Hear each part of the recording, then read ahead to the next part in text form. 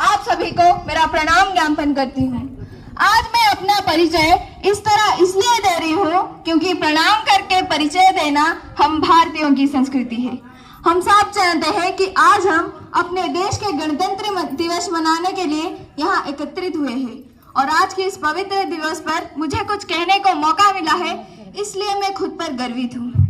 जैसे कि हम सब जानते हैं, काल तो प्रभामय है, इसमें कुछ भी स्थिर नहीं है, परंतु मुझे आज भी इतिहास की वो स्वर्णिम घटनाएं याद आ रही है जब देश के हर एक भारतीय हाथों में आजादी के मशाल लिए हुए थे और सबके अधरों पर एक ही जयनाद गूंज रहा था, भारत माता की जय, भारत माता की जय। और तभी गोलियों की आवाज गूंजती हुई आती है और सीने पर घाते हुए लहूलुहान देशभक्त भूमि पर गिर पड़ते हैं, परंतु कोई डर नहीं, कोई पश्चाताप नहीं, दिख रहा है तो बस एक अलौकिक तेज, और उस तेज में एक अटल विश्वास कि हमारा देश अवश्य स्वतंत्र होगा।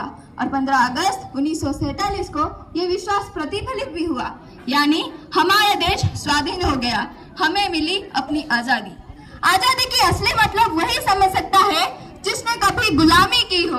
हम तो भाग्यशाली हैं कि हमने स्वतंत्र भारत में जन्म लिया। यूं तो आजादी की आग 1857 में दिखी थी, जो 1947 में हमारे देश को आजाद करवाया। प्राचीन, मध्यकालीन और वर्तमान भारत के उदाहरणों से मैं यह स्पष्ट करना चाहूंगी, जब हम फिरंगियों के फेरों में फंस गए थे तब रंग दे बसंती चोला के एक आवाज से टोलों के टोले उखड़ जाते थे और उनके इनकलाब जिंदाबाद वंदे मातरम के नादों से खून में बहने वाले 5-5 डिग्री तक की तूफान अंग्रेज शासन के जड़ें उखाड़ देते थे। कुछ यूं ही तकलीफों और मुसीबतों की बार बार सामना करने के बाद हमारे देश के वीर अधिनायकों जैसे शहीद भगत सिंह, पंडित जवाहरलाल नेहरू, मोहनदास करमचंद गांधी, झांसी रानी लक्ष्मीबाई आदि महान वीरों ने हमें प्रदान की अपनी स्वतंत्रता। तो कौन थे वो स्वतंत्रता सेनानी जिनके कारण आज हम आजाद भारत के आसमान के नीचे खड़े होकर सांस ले पा रहे हैं, अपनी दिल की बात खोल कर कह पा रहे हैं? तो सुनिए, वो थे जो कि मातृभूमि के लिए मौत के करीब खड़े होकर भी ऐसे मुस्कुराते थे कि मानो जिंदगी के मोर्चे पर मौत को हरा कर आ रहे हो। उनकी एक एक मुस्कुराहट कहती थी कि माँ देख, जो वादा किया था वो पूरा कर रहे हैं, तेरे संतान अगर जिए तो तेरे लिए और आज मर भी तेरे लिए रहे हैं। परंतु उनकी ये त्याग और बलिदान की फल उन दरिंदों ने उन्हें मौत की तौर पर दिया। क्या गलती थी वो 25-25 साल के 3 नौजवानों को? अपनी देश, अपनी भारत को मुक्त देखने की इच्छा उन सभी जिस्मों में थी जिनको उन दरिंदों ने तड़पा कर मारा। शहीद भगत सिंह, पंडित जवाहरलाल नेहरू, झांसी रानी लक्ष्मीबाई जैसे महान वीरों को अपने जान के बदले अपनी देश की स्वतंत्रता देखने को मिली। ये तो गई भारत की आजादी और उसके वीरों की गाथा। अब बात करते हैं कि हमारा देश की अखंडता कैसे बजाय रहेगी। हमारे देश की अखंडता अब बजाय रहना हमारे ऊपर ही निर्भर करता है।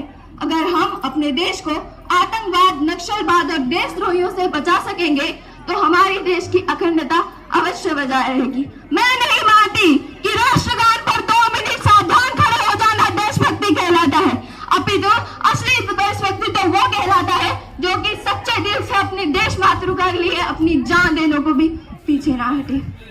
जब हमारे देश अपनी देश की बेटियों को निया आर्या तरह बनानी चाहती है, परंतु वे ज्योति मल्होत्रा की तरह बनती जा रही है और अपनी देश के साथ गद्दारी करती जा रही है। एक सच्चे हिंदुस्तानी होने के नाते ये हमारा कर्तव्य नहीं है कि हम अपने देश के साथ गद्दारी करें। हम दृढ़ संकल्प करें कि अपने देश को एक सर्वोच्च स्थान तक पहुंचाए, और ये तब हो पाए जब IIT, NIT से पढ़ने वाले छात्र नासा के लिए नहीं, अपितु पहले इसरो के लिए काम करें। अगर कोई हेमा दास दौड़कर नारी सशक्तिकरण का परिचय देते हुए स्वर्ण जीते, वो भारत के लिए जीते। रचनाएं ऐसी रचा जाए कि साहित्य का नोबेल भारत को प्राप्त हो। हम शिष्टाचार यूं अपनाएं कि जापान से पहले भारत का नाम आए।